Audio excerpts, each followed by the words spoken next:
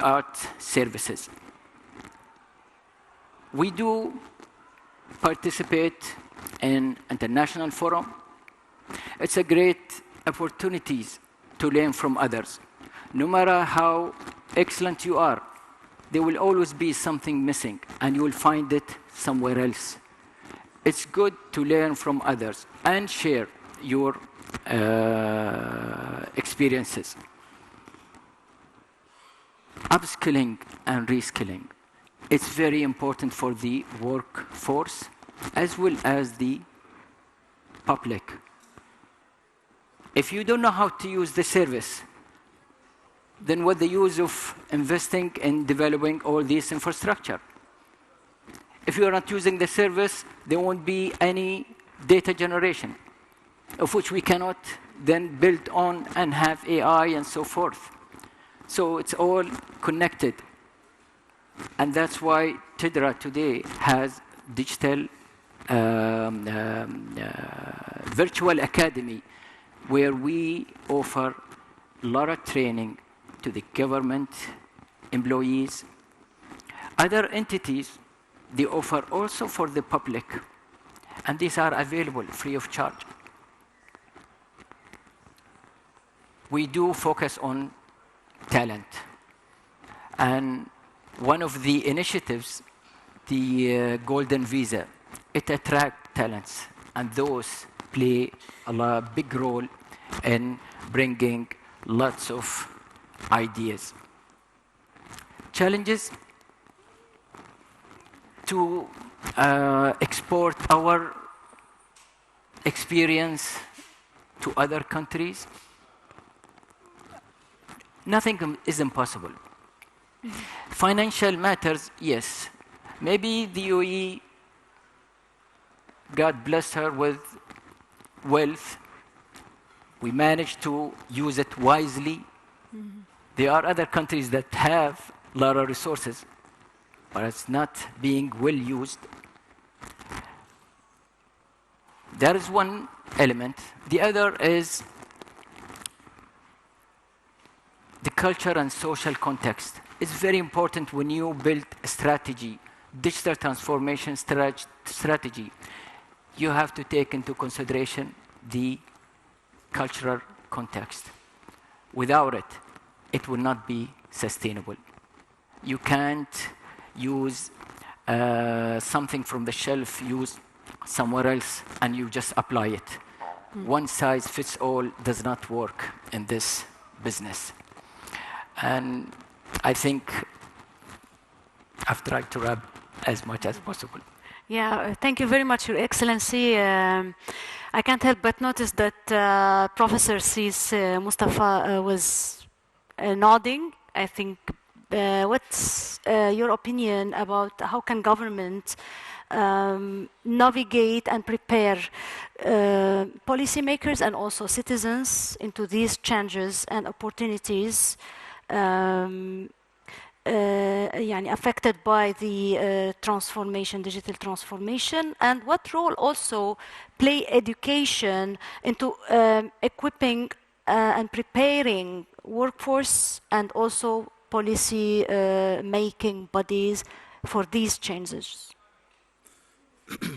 Thank you very much for your question. I was nodding because the UAE is getting many things right, and I hope that many countries, including ours, also follow and learn from some of the lessons that we're seeing here.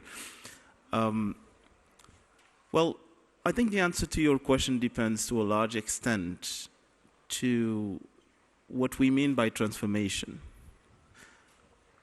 Because if we're thinking about a transformation, a digital transformation that's coming upon us, that's manufactured somewhere and packaged and shipped to a certain population, and that they have to use it to improve whatever their living conditions is, the answer would be different from a digital transformation that is manufactured from within the society that is of interest.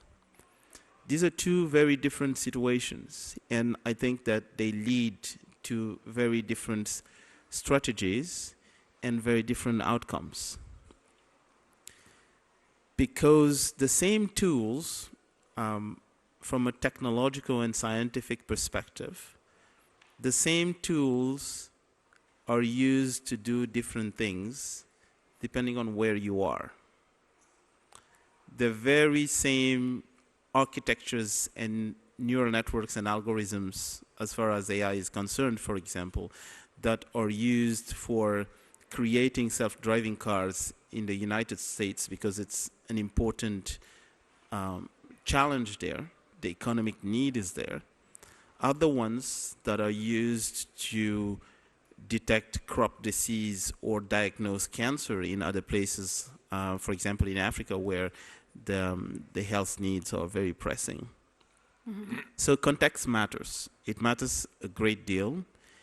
And I believe technology cannot be detached from the environment in which it is built. So to ensure that the benefits of such technology arrive globally and that this digital transformation brings the fruits and the positive impact to society, education is very important. Mm-hmm. Because when you endow the populations with the skills so that they can build the right technology to solve the right problems, the problems that they have, the pressing challenges they live on a daily basis, then the kind of transformation you end up having is very different from the one that you would have if you just imported the technology and asked people to use it to solve whatever challenge they have. And that's why I was actually nodding when His Excellency was mentioning education and investment in innovation. Mm-hmm.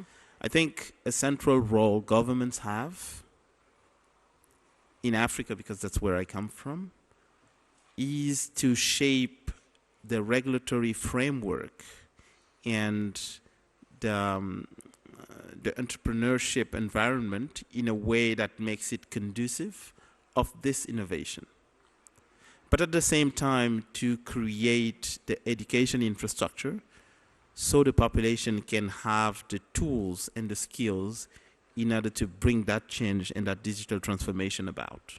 Mm-hmm. Those are my 2 cents to your question. Mm-hmm. Thank you.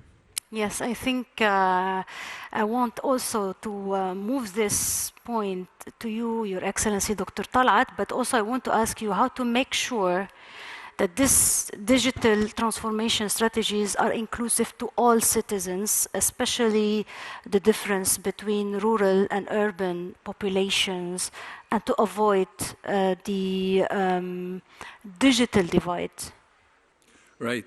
I believe this is imperative to achieve what we call digital justice. Mm-hmm. And the vision we laid out at the beginning was that digital Egypt must be for all Egyptians, or maybe as the SDGs of the UN mentions, leave no one behind. Yeah. So when we started designing the platform where the government services are going to be availed and rendered, we decided that there has to be more than one channel so that it is inclusive for all